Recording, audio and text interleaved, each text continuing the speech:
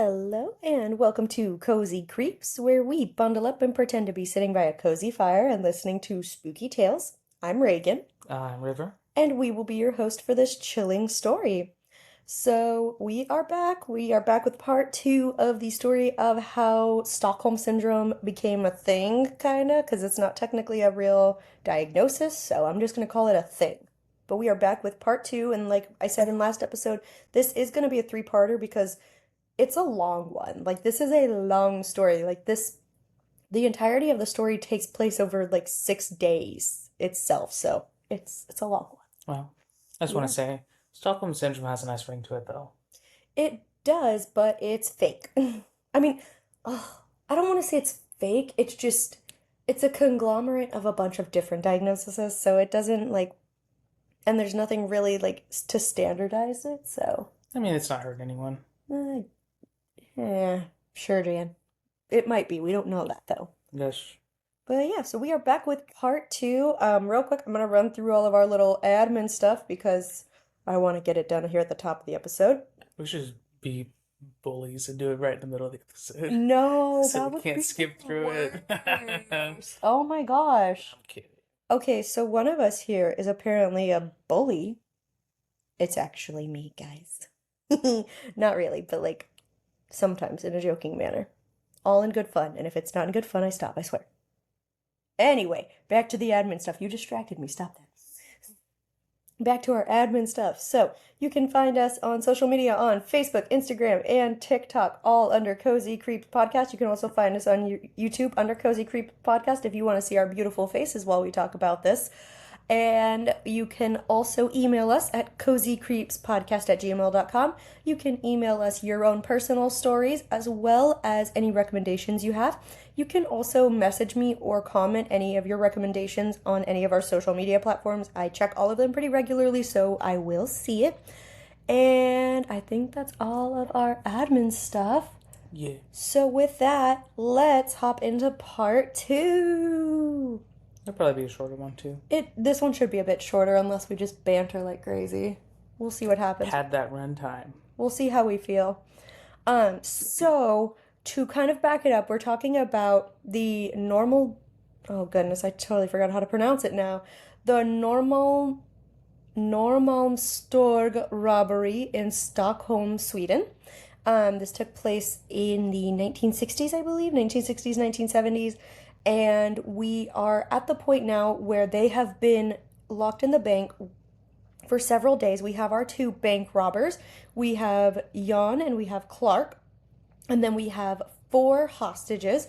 We have Kristen, Brigitta, Sven, and there's one more. And oh, I feel so bad. Why can't I remember the name? Why am I like this? Guys, I'm so sorry. My brain is fried. I had a really busy day at work, and my brain just said, bye, Felicia. But we have, oh, Elizabeth. That was her name. There we go. I'm coming, Elizabeth. Stop. We're not quoting Shrek right now, babe. Anyway, so we are there. They've been locked in this bank, in the vault of the bank with these two bank robbers for days now, and the police are botching this every step of the way. It feels like they are not doing anything right, to the point where these hostages feel safer with their not kidnappers, with the people holding them hostage than they do the police. Like, these people feel safer with Jan and Clark, the bank robbers, than they do the police. Are they wearing, like, disguises or a mask or something? Jan is in a disguise. The police have not put together who he is yet. I remember he's like a lady, right? No, they can still tell he's a man. He's wearing some lady clothes, though, apparently. But he is still recognized as a man because remember they thought he was this guy named Kaj or whatever. Kaj or Kai, I don't remember how it was pronounced. Or I couldn't find the correct pronunciation. I heard it both ways. But they thought he was this guy and then sent that guy's little brother and friend in, remember? And they shot at them and were like, we're not this guy, like, get out. Yeah, that's how bad the police are botching this. So we are now several days into this hold-up situation, and the Jan and Clark are still trying to negotiate for the 3 million krona that they've been asking for the entire time, which is the Swedish currency of money.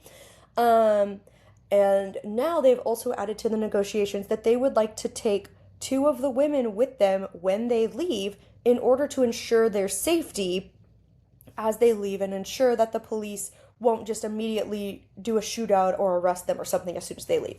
So that is where we left off, and the police are refusing to negotiate. They're like, "No, you can't take two of these hostage women with you. Like, how dare you? What makes you think you could do that? We can't put these civilians in danger." They've been in danger the whole damn time.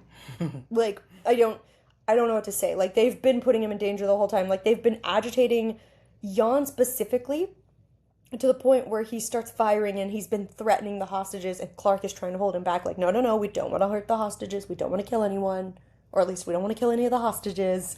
So, no, they don't. They don't ever kill any of them, thankfully. Yeah, so that is where we left off. So the next morning after Jan and Clark put out this new negotiation term and the authorities refuse, the police asked to see the hostages to ensure that they were safe. And when the hostages come out with Jan and Clark, the police are surprised because not only did they all look perfectly fine, because again, Jan and Clark had been pretty much taking very good care of them. They'd been making sure they were fed. They let them call their families to ensure that they were safe. Like they were That their doing. hair did, their nails They did. didn't do all that, but like they were making sure that these hostages were taken care of. So not only did they come out looking perfectly fine, but all three women were glaring at the police, just daggers, death stares at the police. And Kristen, one of the hostages, would later say, "I just couldn't understand why the police wouldn't let Clark and Jan leave with two of the hostages just to end the whole ordeal. Because Jan and Clark had told the hostages, whichever two of you we take, we're going to get a little bit out of town, we'll drop you off, and we'll make sure you have safe transport home." Like, they were going to ensure the hostages' safety all the way through. And the police So were still just like, F you, honestly, no. I believe Clark and Jan more than the police. Exactly. I believe them too. Especially because if we remember from the last episode, Clark had a bit of a reputation as being like a Robin Hood figure. He never injured a civilian, he never killed a civilian. I do believe he was an accessory to murder for a cop in like a holdup in a bank robbery that he was a part of. I know he was an accessory to murder for a cop, but if he did take hostages, he never harmed them.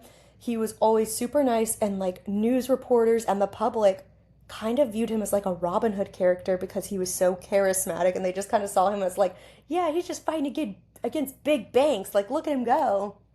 Like, that's how they saw this guy. So yeah, honestly, I believe Jan and Clark over the police at this point too. Especially since the police have not only attempted to send in a civilian after one of the bankers escaped because Jan let him go at the very beginning, but then also sent in random civilians. Like, yeah, I'm trusting the bank robbers over the police right now. I mean, the police are just, what's the word for it? Sunken loss fallacy. Like they've dug their hole too deep, and it would be too embarrassing and like Mm-hmm. foolish to pull out now. So I they're just gonna keep going, Sure. I just mean, just for their it's ego and not like pride. four people are in danger or anything, but sure. Like, your pride doesn't matter more than these people's lives. For Hey, FYI, for the record. some people might speak differently, unfortunately. I know they're dumb. Yeah, Anyway, I said it, and that's my take. Anyway, so just wow, crazy words. crazy words. So Kristen also told reporters over the phone because Jan and Clark were still giving them access to a phone to talk to reporters, to talk to their families, to even talk to the Prime Minister of Sweden. If we recall from the last episode, they have that phone number on speed dial apparently. What's up, Shawty? What's up, Shouty? Let Give me me a out. pardon. Get me out, bud. Let's go. But Kristen said that she fully trusted Jan and Clark, and that if they all left together with the ransom money, that she would be much safer than she would be in a standoff between Jan and Clark and the police. She was also angry at the police for continuing to engage Jan in a firefight, and when she tried to talk to the police, they just shut her down, shocking her and the public. They were like, everyone was just like, she is a hostage here. Why are you like shutting her down, telling her to shut up and like stay out of it when you're actively putting her in the line of fire now? I mean, I would expect that from some police forces here in the U.S., but not in See, Sweden. The thing is, though, is what Kristen and the other hostages didn't know is that Clark had told the police not to talk to the hostages because too many negotiators would agitate Jan and cause him to lash out. So Clark is kind of playing both sides here. Like, he's buddying with the hostages and everything, but he's also making the police's job a little bit harder because they can't talk to the hostages now without potentially agitating Jan, which was true, but also was also probably a manipulation tactic by Clark to get more control of the situation. So that's kind of where we are here. So the hostages were also upset because they believed that the police thought they weren't worth this ransom money, even though they just released Clark, a known bank robber and accessory to murder, from prison. They released him willy-nilly, no problem, and then let him into the bank with Jan. Let's all recall that's how he got here. But the hostages are upset because they're looking at this like, really, the four of us aren't worth 3 million krona? Like, you can't just, like, I don't know the logistics of all this because I know they have ways to get like ransom money to people if like the families or whoever don't have the money.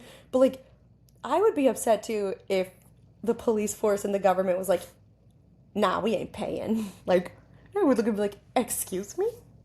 This reminds me of the Mr. Krabs and Flying Dutchman situation with SpongeBob. 62 cents. I take the money. Mr. Krabs. Yeah, exactly. That's pretty much what this is. Yeah. Except they didn't take the money. Except they didn't give them the money for the hostages. So the police eventually agreed to let the men take one hostage instead of two, but the women refused to separate and didn't understand why the police wouldn't listen, which, as a woman, I get that. I wouldn't want to be one woman with two men, even if I did trust them a bit. Like, these two men are still strangers and they're still holding me hostage. Like, Yeah. I wouldn't want to be left alone with them. Like, Unless you like that. unless you like, listen, live your life. We ain't here to judge. But if you don't like that and you don't consent, I wouldn't want to be left alone with them. So they were just, there was a whole lot of confusion. The hostages are getting so annoyed and so mad at this point because the police just aren't listening to them, which again was kind of Clark playing both sides and manipulating the situation. Now, Elizabeth even told reporters that she trusted Jan and Clark and was only scared of the police because if the police opened fire again, it could harm them because they're stuck in the middle of it, or set Jan off. And Jan has already threatened to hurt one of the hostages, if we remember. At which point our boy Sven stepped up and said, let it be me, don't hurt the women. Like, hurt me, not the women. Boy Sven stepping up. Good man. But yeah, so the women are like, the hostages are just like, what is going on here? Can y'all please get it together? So Clark and Jan are also starting to feel trapped because if they didn't get that money and leave with two hostages, they would go back to jail. They would instantly be arrested again and they're going back to jail. So they cannot leave until these negotiation terms are met. So the police also felt stuck because they said they couldn't trust Jan and Clark with two innocent civilians. Again, even though they'd left them with these two for days at this point. Like, what's a few more hours, guys? Come on. So people felt like this would be a good argument if the police hadn't put Clark in the bank with Jan to begin with. Like, if it had just been Jan and they were like, no, we don't want to leave these women with just Jan, I would get that because Jan has been shown to be very volatile at this point. Like, he goes back and forth. He is kind of the wild card in this situation that we need to be worried about. But they put Clark in there with him. They put another bank robber in there with him, which does escalate the danger of the situation. But also, Clark is the one who's keeping the hostages safe as well. So, like, it goes both ways. Good cop, bad cop. Exactly. Good robber, bad robber. So, Kristen also apparently called the Prime Minister directly and criticized him for playing chess with her life. And he tried to defend his reasoning and position, but she told him that she now fully blames the police for putting her in danger and failing to save them. Kristen would later admit in an interview that the Prime Minister asked her, would it not feel good to die at your post? What? She works for a bank. She's not law enforcement. She's not military. No. Do you not have insured funds, Prime Minister? I'm just over here like, you are asking a regular bank employee, someone who works a 9 to 5 job, like basic job, that is not something that's generally in the line of danger, if it wouldn't be okay, if they wouldn't be cool with dying for their job. Like most military personnel and officers and like emergency response people really would prefer not to die for their job. Like they know it's a risk, but I think we can all agree they prefer not to.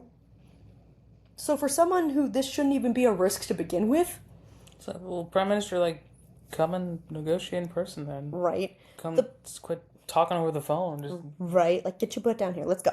The prime minister denies ever saying this, but like I feel like most people probably would because it's kind of an a-hole thing to say. and this Just was in the time before like recorded calls and this and that. wrong because this was recorded. Oh, Kristen also states that the phone call between her and the prime minister had been edited and parts had been cut out, and people who handled the recording of the phone call have never denied if that was true. They've never come out and said, no, that's not true. This was never edited. silence is deafening. Exactly.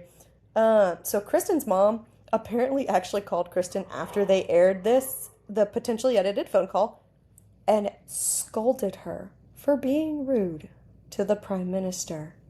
No. If my mother, mom, if you listen to this, if you ever, I know you wouldn't, but if you did, the way, oh Lord, the way I would blow up. Just the audacity. Like, your daughter is being held hostage. This man has the power to do something and is not doing it, and you're scolding her saying she was rude? Wait, she's still like in captivity at this point? Yes. She's still being held hostage at this point, and her mom tells her this. It's on site, Kristen's mom. Anyway, Kristen, by the way, if you are somehow listening to this, I hope you cut your mom out of your life. She kind of deserves it, in my opinion. Maybe she's redeemed herself in the past, 50 years, but if she hasn't, snip, snip, out of your life. She's probably gone. Shh. I mean, she was only in her mid to early 20s, so she might just be an older lady. Kristen would be, at least. I hope you've had a great Kristen, life. yeah, I'm talking about the mom though. I hope you've had a great life, Kristen. Choo choo. So at this point, the hostages feel like they have no one but Clark on their side. Even though, and again, they don't know this, but he is manipulating them. He's manipulating this whole situation. So the hostage situation continues for a few more days, and police finally think they have Jan's real identity this time. Bruce Wayne. It's Bruce Wayne. He's Batman? Oh my goodness, Batman's in the bank. I'm Batman. Sorry, anyway. They spoke with Kai, or Kaj, however you pronounce it, who confirmed his innocence because he was out of the country in Hawaii.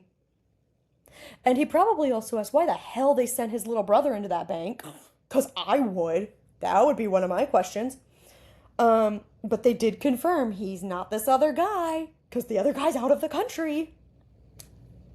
The way I'd be suing for defamation, because they plastered his name all over the news in Sweden as well. So the way I'd be suing for defamation right then and there. Now, inside the bank vault, the hostages are still bonding with each other and their captors, which would later be used against the hostages, unfortunately, to state that they had a psychological disorder. For example, a tissue was found in the vault with semen on it, and one of the women admitted that she had kissed Jan and told him to, quote, relieve himself to help take away some of the tension that was building in him. Oof. Listen. Yeah, you gotta do what you gotta do, sir. Exactly. Her goal was not only to get into his good graces, which, smart, and also terrifying. Like, you're in this situation with this man who's extremely volatile. You don't know what he's gonna do. Yeah, I'd be doing just about anything to make sure he stayed calm. That's why I need just some post-nut clarity. Honestly, he might have. He might have needed a little bit of that. But also she's trying to keep, like I said, she's trying to keep him calm so he wouldn't possibly injure them. Like, personally, I see this as a survival tactic, and a very brave one at that, because especially for women, like, these kinds of things they aren't as easy for us to just do, and it's especially when we're afraid. Like, this was a survival tactic. She was making a choice to help her and the other hostages, in my opinion. But when this story broke to the public, They claimed that she was a victim who'd been assaulted but just couldn't admit to it because she'd become attached to her captor. I personally feel like they are like they're taking away the power she had in that situation to help herself and the other hostages, and taking away from her decision to do this to help the other hostages and herself. That's my personal opinion. Now, while it was 100% wrong of Jan to take advantage of this power dynamic, because obviously he has all the power in this situation, it was also wrong for the public to say that she didn't know what she was talking about, and like I said, take away from the fact that she did something brave in order to help herself and the others survive.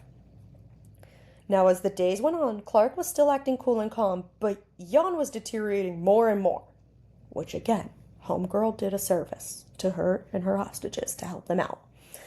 And the hostages are becoming more mentally drained and at being in this dangerous situation. A forensic psychologist named Jose Gonzalez actually had examined Clark in the past and described him as a gifted, and stated that he would not harm his hostages and would act humanely towards them, even with the wild card Jan in the room. So even with Jan getting crazier and crazier and thinking they need to hurt one of the hostages or do something big to get the police's attention, to get them to agree to their negotiations, Clark wasn't going to allow it. Clark would step in and stop it. So Clark's just a good guy. Kind of. I think he just knows the best way to manipulate a situation in his favor. Because really, if he's protecting the hostages, he's then protecting his public image. The public is going to side with him more in a trial and probably go lighter on him. Because, oh, he was protecting the hostages, though. Like, yeah, he did something bad, but, like, he was making sure they were safe. I mean, despite the motive, to me, that's some good guy actions. He does have some good guy actions. I don't think that all of them come from the right place. No, of course not. Like, the intentions were obviously selfish, but Yeah. I mean, at the end of the day, he didn't kill anyone. No, he did not. Anyway, so mental health professionals are coming in now as well, and they're telling police that this situation needs to end soon, or the hostages would have long-lasting psychological damage that, like, from what I remember listening to, and that's why we're doing this episode, like, it would be irreversible psychological damage to these hostages. That's how severe this situation was getting for them. Did they ever, like, give a threshold? Because, Not like, that I you said saw, this was no. like 6 days. It's like, okay, after 7 days, it's the ring. You're I think it would just depend on the situation or overall. Like in their case, I think they could last maybe a little bit longer just because again, they had this safety wall of Clark in there with them. But had it just been Jan, I think most of them probably would have snapped after a couple days. Because Jan was such a wild card with them, and he probably would have hurt one of them after just a couple days. the police is like, yeah, we knew Jan was deteriorating, so we purposely put Clark in there to stabilize him. No, we all know that's not what they did. Because they put him in there day one, after a few hours. Anyway, so because of this, the police came up with a plan. They were going to drill a hole into the vault and drop tear gas into the vault. With everyone in there. Keep in mind, everyone in that vault's gonna get hit. Some GTA heist Not- BS right here. Not just Jan and Clark are gonna get hit with this tear gas. The hostages are gonna get hit with it as well. We're gonna cause property damage and psychological. I mean, I'm physical sure there's been damage to... plenty of property damage with the shootouts that have been happening in this bank at this point. Yeah, but little bullet holes in stone versus drilling into a building. It's like this could have been fixed with an email. This could have been fixed if you just agreed to their negotiations, guys. I'm just saying. This whole thing could have been an email. This whole thing could have been an email. But with that is where we are going to end part 2. Dang. Is with the police drilling into the wall, about to drop some tear gas on these people. Bum, bum, bum. So yeah, hope everyone's ready for part 3, because that's where it's going to get. We're going to wrap it all up. But thank you so much for joining us for this episode of Cozy Creeps. Like I said earlier, we are wherever you can get your podcast. You can check us out Spotify, Apple Podcast, all of those. We do also have a Facebook, Instagram, TikTok, and YouTube channel, all under Cozy Creeps Podcast.